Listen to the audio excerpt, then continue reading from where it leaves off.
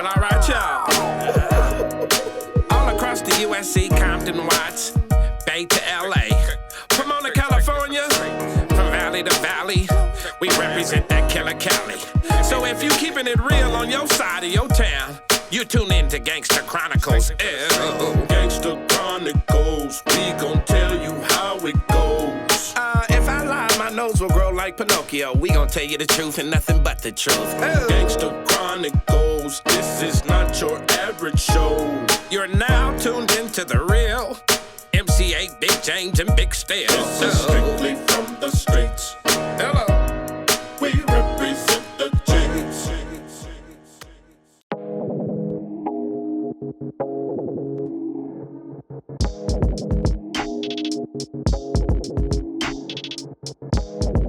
More people are moving away from the pills and everything, because you see the effects of that. But the unfortunate part, and I'm glad you said that, is that we are not participating in this industry as we should. There are 188 shops licensed in the city of Los Angeles, only 4 black owners. They're in the state of California. In the state of California, you have 2 in Oakland, you got 4 down here. You see what I'm saying? Our numbers are grim and dismal. So there is only 6 black-owned marijuana shops. Absolutely. In the whole state of California. In the whole state of California. That's some fucked up shit. Yeah, it is. Real talk. Yeah, so this is what people end up missing. They'll see black faces behind the counter.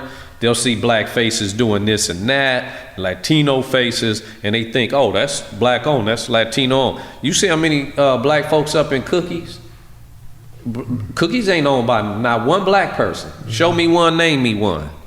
You know what I'm saying? When you look at these shops that we gravitate to and go spend our money with, they're not us. And they're not doing anything for our community. What has Cookies done for our community?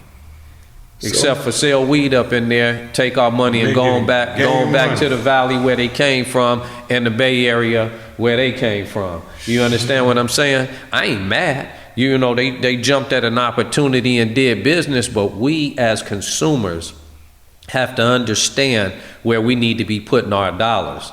These are black-owned businesses within the cannabis industry. Very few. Why are we not supporting those and those only? Right. Same product.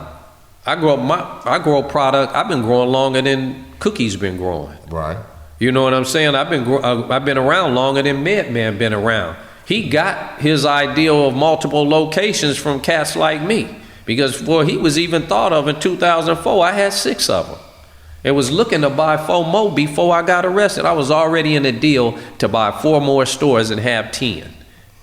And my goal was to sit on them 10 for about a year and then start buying up other folks. So we have to understand that we need to take control of the business aspect of certain things that exist within our community. And that's what we have not done in the cannabis industry. And our numbers will always be low, and we will then begin to complain about they keeping us out of the industry. Well, a lot of it is we not getting involved. Right. Well, where can brothers go to get that type of information for those out there that may be interested in jumping into this trade? Well, they can always reach out to me. My email address is vg@californiacannabiswc for westcoast.com. They can reach out to me, and I can provide them with all of the information regarding this industry. If you want to get involved, be it cultivation, manufacturing, distribution, retail, or delivery, I can point you in the right direction because I've done them all. Like I did before there was a transportation or distribution license. I was going to Humboldt to Compton. See, back in those days, my connect was direct.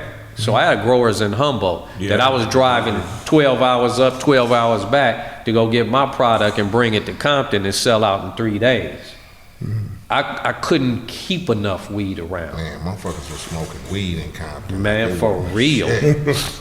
We had some of the #1 spots, and that's what I say.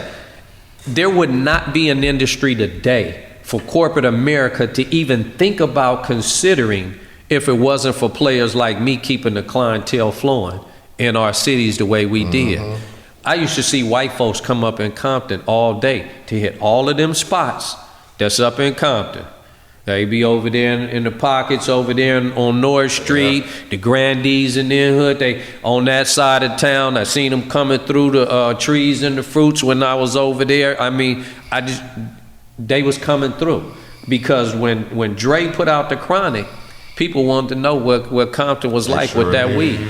You know what I'm saying? Every place I fucking toured, motherfuckers would be like, "You bought some of that Chronic?" No bullshit. No, James, most of them wanted some weed. James, you know, because everywhere else you go, they got that dirt bullshit. bark bullshit, and I'm telling you, that was the first thing a motherfucker would ask when they would see us breaking it down on the table. They would be like, "What the? Is that shit?" And they hit that shit and they just be floating like, "Oh my God, I gotta get to LA. Niggas be ready to take a trip just to come get some motherfucking weed." I'm telling you. Man, this has been one of the most interesting and enlightening episodes that we've done. Informative, It's like very informative. Yes, and we could sit up here and talk all night, man. You got an incredible story, man. This is incredible about what you got going on now. Exactly. I think it's good because we lucky that we finding these guys, these brothers, with these hell of a stories. Yes, indeed. And nobody would have ever knew your story if we wasn't here. You know what I'm saying? Now everybody gonna understand. This was straight double jeopardy bullshit. Damn if I do, damn if I don't. We want you, we gonna get you. Regardless if you not guilty or not, we can make you guilty. Type of bullshit here. And it took 6 years from a brother for them to do that and not give a fuck, not offer no money, not offer nothing on the back end of no shit or nothing. Yeah, so man, it's just a lesson to all of us that we all got to be careful. And like you said earlier, we got to start supporting our people. You know, we can't blame nobody but ourselves because we don't go in the stores and do what we do.